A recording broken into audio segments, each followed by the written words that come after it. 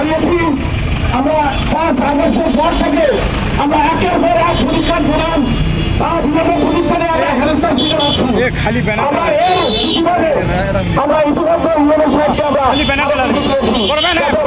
এরকম অবস্থা না হয়, তারপরে এইরকম ভাবে আমাদের চাকরিরত অবস্থায় যে দায়িত্বরত অবস্থায় একজন শিক্ষক প্রধানকে এই ধরনের আচরণ করেছে আপনারা প্রতিবাদ দেখেছেন, যার প্রেক্ষিতে আমরা আজকে এখানে দাঁড়িয়েছি।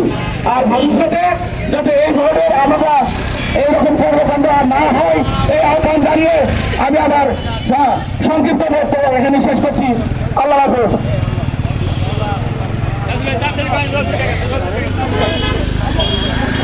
সম্মানিত, আমরা এই পর্যায়ে শেষ।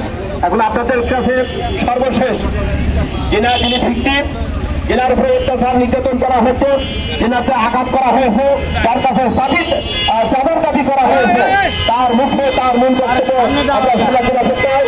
এই পর্যায়ে আপনাদের সামনে জনাব বিলাল ভাইকে তার ঘটনাগুলি আমাদের সামনে প্রকাশ করার জন্য সম্মিলিত করছে জনাব বিলাল ভাই।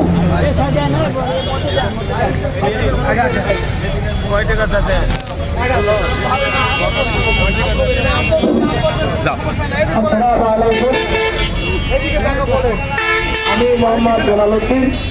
গত 25 তারিখে আমি মাদ্রাসায় কর্মরত অবস্থায় ছিলাম।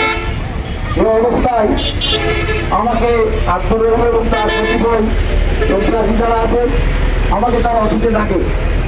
আমি তার অফিসে যাইনি, কয়েকবার ডাকার পরে তারা চলে আসছে আমার এখানে।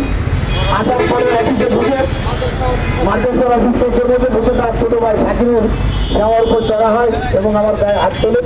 তোলার পরে তারা আমার বলে দেয় যে 2020 সালে নিয়োগ হয়েছে, এই নিয়োগ নিতে অনেক টাকা পয়সা আমাদের টাকা দিতে হবে। এরপর তারা আমার অফিস থেকে তারা চলে যায়। এর বিষয়ে আমি আমার উপজেলা নির্বাহী অফিসার এবং থানাতেও আমি অভিযোগ দিয়েছি। তারপরে আমার শিক্ষক সমিতি এবং শিক্ষক কল্যাণ পরিষদে আমি জানাইছি। আমি চাইবো যে আর উপযুক্ত বিচার এবং শিক্ষা যেন তদন্ত হয় এবং আর পরবর্তীতে কোনো প্রতিষ্ঠানে শিক্ষক যারা আছেন এরাও যেন আর এইরকম মুক্ত না হয়। এবং তারা আমার বলেছে এই কথা, এইটা দিনের বা আমাদের চাঁদা না দিলে আগামী দিন থেকে আপনি মাদ্রাসায় আসবেন না, আপনার অফিস করতে চালা যাওয়া হবে এবং এমন কোনো সাইকেল নেই যে আপনাকে রক্ষা করবে আমাদের হাত থেকে।